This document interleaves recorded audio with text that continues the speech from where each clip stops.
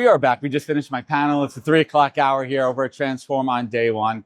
I'm Adam. This is Dave Hanrahan from SolarWinds. How you doing? Hey, Adam, I'm good. How are you? Cool. What do you guys do with SolarWinds? SolarWinds. We are a B2B software company, not a SolarWinds or a wind company. We do IT observability management. So IT teams use our software to monitor their whole stack of tools and what's up, what's down, what has issues, etc. Cool. How long have you been with the company? About a year and a half. Yeah. So, and we were acquired about 2 weeks after I started. So that was exciting. So we're coming up on the 1 year anniversary of our acquisition. So That's awesome. yeah, How many employees? about 2,100 employees. Wow. Around the globe. Around the globe. Around the globe. So how much interaction do you have every day with the global workforce? I try to have a lot of interaction. I have a global team myself, so I have team members in Cork, in India, in the Philippines, in Poland, and around the U.S.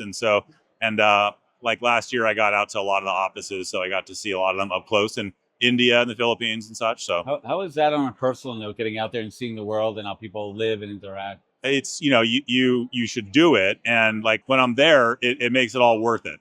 So I think you can really only understand the site culture when you're up close and interacting. And there's so many cultural nuances too, and especially when it comes to hiring. How involved are you in the day-to-day process of hiring your global team?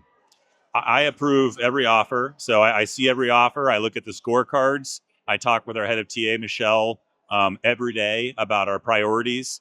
We have a lot of leadership searches going on right now, and we spend a lot of time talking about evolving skill sets. So should AI fluency be a new skill set that we're assessing for everyone? We talk a lot about systems thinking and analytical orientation. So I spend a lot of time on TA. Okay. And for everyone out there, just to level set, what's your function within the organization? So I lead the people success team. So I'm SVP of People, or the Chief People Officer at some companies, what the title is. And so I report to the CEO. I sit on the exec team. And so all things people, which includes workplace. Okay. So Well, let's talk a little bit about workplace. And it's actually interesting because we haven't shared this perspective. Compensation, and keep me straight here, it's level set to regions of the country and, Yes. and always doing your best for your people in that country. correct. Generally speaking, because we haven't really talked about this, how do benefits work around the world? Give us some examples. Like, let's just kind of level set. Like, in India, is there like healthcare versus the Philippines? How does health and wellness benefits work in other countries? Yeah. We really don't talk about this too much. Yeah, sure. Well, we're spending a lot of time with our team in India and the Philippines looking at adding some sort of transportation type of benefit. Okay, Because if you've been to Bangalore or Manila, makes New York look like a cakewalk. just the traffic is insane. And so something like that matters to our teams there a lot more than something, that we might talk about in the US. I think we all like gym benefits, but really, certain things will take higher priority depending upon your location. One thing I'm talking about tomorrow is mental health. And we do also have a global benefit. We have a mental health platform, on-demand therapy, which has been a pretty universal benefit that all sites. And it pays dividends too. But let's talk about, I want to double back to travel for a minute, but let's talk about mental health. Yeah.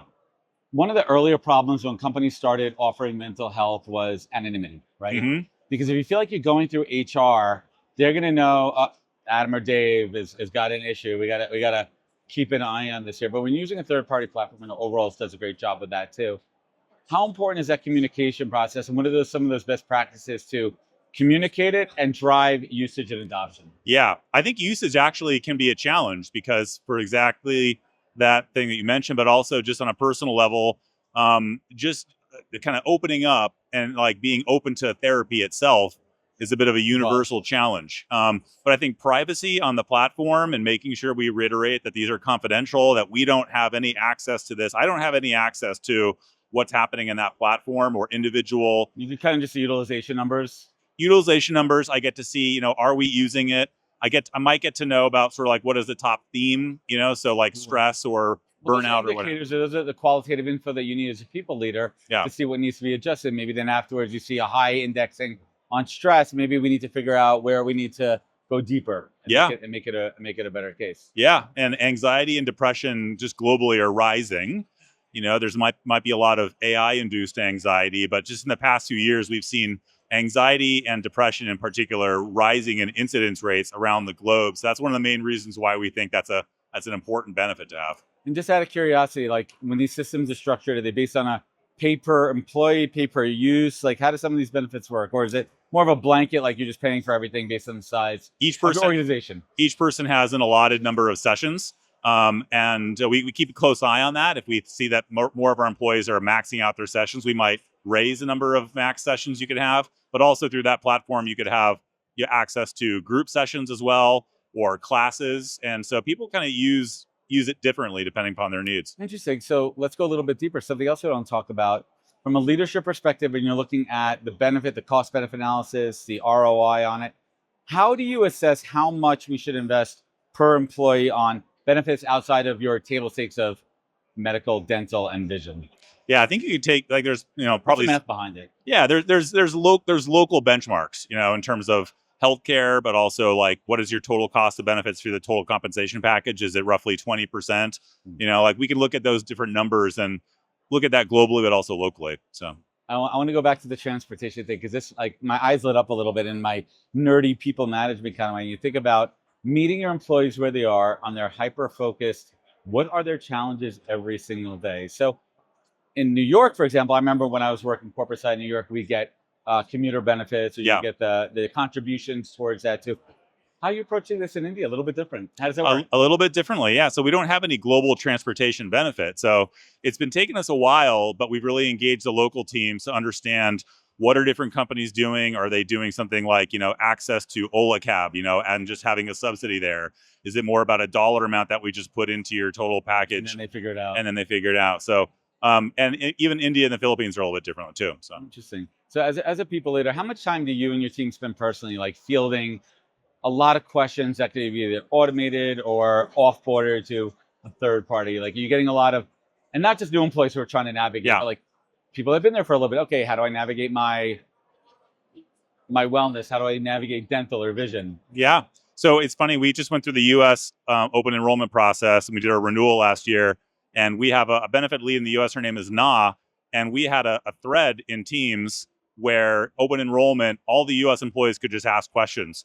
And you'd think that a lot of those, like, they want to ask it privately, but for some reason, a lot of our U.S. employees just wanted to ask the question openly in front of 300 plus people. Oh, wow. And Na would They reply respond to to all? each one of them. She'll respond to you privately, but also we have a lot of employees who just want to ask it on behalf of everyone. Hey, how does this work? What does this change mean? So. All right, let's get into how benefits affect hiring decisions. Like in your career, and specifically at SolarWinds, if you want to get into it. Yeah. Is it really a factor when candidates are looking at total comp, Mm-hmm. right? The smart ones, like, how important are those benefits, and which benefits are most important to them? You might find with more sort of junior staff that they're not asking a lot of questions on 401k, and but they might ask more questions about food in the office. They might ask questions about the gym benefit, and then your more seasoned staff care a lot about 401k and the 401k match, and access to things like the parental leave benefit, access to things where like family starting benefits. So it really depends upon the profile of the individual, but I think benefits in general, almost in every candidate conversation, they're asking you a question. The benefits package, can I see the flyer? Can I talk to someone in your team about, do I have access to this day one, or do I need to wait? So in every candidate conversation around the globe, they're asking questions. So it is part of it, equal to the compensation, the cash, the base, the bonus. It's good to see that candidates are thinking more holistically. They're looking at total comp too. Let's talk, and we don't have to get specific to your organization, just your thoughts as a practitioner in the space. I don't know how old you are. I assume we're in a similar age bracket here. I'm getting up there. Yeah. And listen, our parents are getting older. We have an aging population, and this thought of senior care and taking care of aging parents, and companies being more open and adaptable to say, hey, listen, I got to go down to Florida. I got to take care of my parents for a couple of days. I need to find a specialist or like a nursing home for my parents. Yeah. Do you see that? Like, employees are starting to ask, hey, how can my company help do that? 100%. So I was actually an advisor for a benefits platform that I think has just recently sold. But it was essentially an elder care platform, and the founder wouldn't like me calling it that. But that's effectively what it was. So they would hook you up with a gerontologist. And so Gerontologist. Yeah. So someone who's an expert at navigating the parental care, like care for your elderly parents. This was something I had to go through, and it's a little bit different than bringing a newborn into the world. Your elder care journey might last years. and there It really isn't. depends, right? There it's an unclear sort of final solution. Are we going? Are we doing in-home care? Are we going to are we To doing put somebody in a facility. There's a lot to it. yeah, and every family is a little bit different, but having access to someone who's an expert was something in a prior company was like a really important benefit. And in particular, because of the workforce, as that sandwich generation, you're actually now, you have your own little ones at home and you're taking care of your own parents. It's scary. I look at it too. You have kids? I do. I have a 13-year-old and a 7-year-old, and I look at my parents, and sometimes like we're in the middle right now. Yeah. We're taking care of them. We're gonna have to take care of my parents. It's so funny. My mom, if she ever watch it, she always makes this joke. Adam, just make sure you put us in a nice home. Yeah. And I kind of joke about that too, but I start to think like financially, like how am I going to be able to make sure I do it for them? How am I going to be able to make sure I have the time for them? And like, I work for myself. I don't work for a corporation, but I think about my wife. She's an attorney. Like, wouldn't it be cool if her company had that kind of offering? 100%. Yeah. Yeah. I believe the stat is imminently, like within the next couple of years, the elderly population, at least in the U.S., is going to eclipse the child population. Yeah, and so we're about to get there. Aging workforce, but also aging demographic in the country. So Dave, let me ask you this: personal pain point. Anytime in your career, did you ever like need something outside of work that just wasn't provided by your company that you wish they had? Yes, absolutely, yeah. So what was that? It was that. Yeah, obviously, what is that? For me, it was that. It was going through the elder care journey first with my mom, then with my dad, and we had nothing internally. We had nothing internally to help with that, and that led me on this this sort of exploration as to what are the options out there for this, and I found very few. And I think this is probably a space when you think about in the past few years, mental health, fertility. Some of these things or benefits trends that were sort of like, hey, companies need to start getting serious about that. This was one just years ago. I think it was most common for companies to not have anything on that. All right. Well, what about like not as serious and not as large scale benefit? Yeah. What about like an easy benefit, like a personal benefit, something like a one-off transactional that you just think, you know what? I wish I had this resource in my company. Concierge, like, hey, I can't. I have a lawn at home. If I could just figure out someone to take care of my lawn when I'm in Vegas for 2 weeks, but concierge services for sure are something that would be great. That would be awesome. I was thinking about that too. I've been on the road for 10 days, and I mean, luckily my wife is home and other people like. But what if like you're on vacation? What if you're on the road and you're like, oh shoot, there was a windstorm and a tree fell and it's blocking my driveway, and now you have a resource that's part of like your employment, like looking after your whole life and giving you those options. Yeah. I think it would go a good value. That's the thing that usually worries me is like, what is happening at home that I just need a little bit of help to take care of?